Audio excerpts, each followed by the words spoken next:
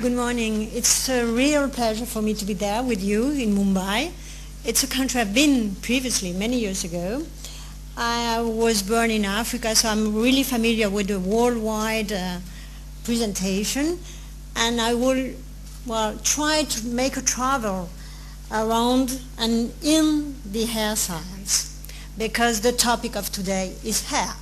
So at L'Oréal, we have been investigating the hair for more than 1 century. But the more interesting, here at the first picture, you can see the founder of L'Oréal in the middle, Eugène Schueller, and the object of this exhibition here is the hair. So we know the hair in a unique way. It's probably at L'Oréal where we gather the more widest knowledge on hair, on the fiber, on the root, and the products designed to meet the expectation of men and women worldwide. And I really insist that our research starts by the observation of consumers in their country according to their culture. And after that, we will take a look inside the hair and try to understand why they behave such a way with their hair and how our products will really meet their expectation. So the exhibition, obviously, the content is the one we have years ago. So let's say that where the exhibition ends is where our research begins. And now we are preparing the next exhibition, because you will see that we discover a lot, and I'm sure that with our friends of La Cité, within 10 years, we can present something completely different linked to the hair. The hair, and the way to look at the hair is first to be interested in this. It's a fiber, it's inert. You cut it, you feel nothing, you don't suffer at all. But it's also a living organ, producing hair, kilometers of hair during your life. And if you pull it, then you suffer a little bit, because there is a tiny organ just underneath your skin, 4 millimeters, where it's a big engine making hair and giving color. And sometimes some disorders disappear, you lose hair, they get gray, and you may be concerned by those disorders. So our job is to try to understand why this happens and try to solve your concerns and problems. So first, dealing with the fiber. If I look at the audience, all the hair are different. It's a huge hair diversity. What is the more interesting topic to deal with? Is the color the right one? No, it is not. Even if there are many, many different colors, I can't classify saying this hair is from Africa, from India, from China, just based on color. Because the darker color is the more present one, the red color is the more unique, and the blondes, some geneticists says that they are going to disappear. We will see, probably none of us will see that. But the story is that we have only one cell producing 2 pigments, a black one and a yellow one, and we have this diversity of all the colors. So this is something quite interesting, but is not the good parameter to understand the hair diversity. We decide to focus on another one, which is shape.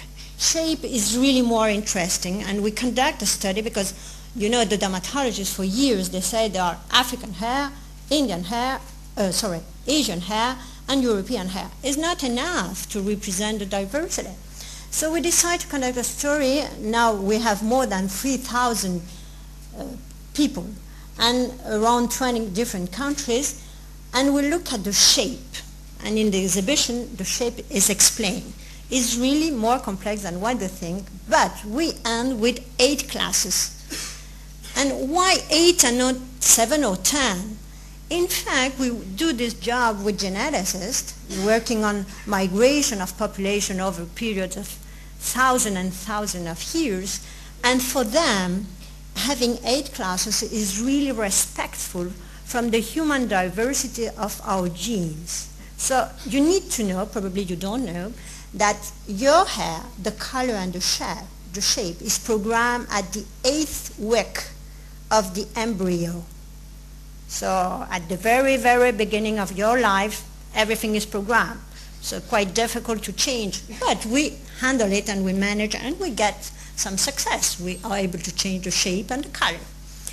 So the shape, just to tell you how it's programmed, at the very basal part of your root, you can see that there is a kind of dissymmetry, like a glove for those who play golf. And the club of the golf has a very asymmetric. They have behaved the same way. And this asymmetry will follow you and will follow your hair during all your life. And then, if our hope is to modify the shape internally, it means that we need to penetrate 4 millimeters. It's quite impossible. The skin is, everything goes out the skin, nothing wants to go in. So we need to find another way, and the other way is to bring some substances, but for the moment we don't have it, from the blood vessel, because all our roots are embedded in a blood vessel network. And then we can have transfer from the blood to the hair and modify a little bit the shape. But for the moment it's still a topic we are working on, and in order to modify the shape, we decide to do it. The natural behavior, and down is what the model makes, the computer model. So really, and even with curly hair, we get very beautiful results. So thanks to this knowledge, thanks to the infinity of knowledge we have from the beauty routine, we have been able first to produce a beautiful exhibition, and you will discover it, but we are able now to prepare the future of your products according to your culture. Thank you.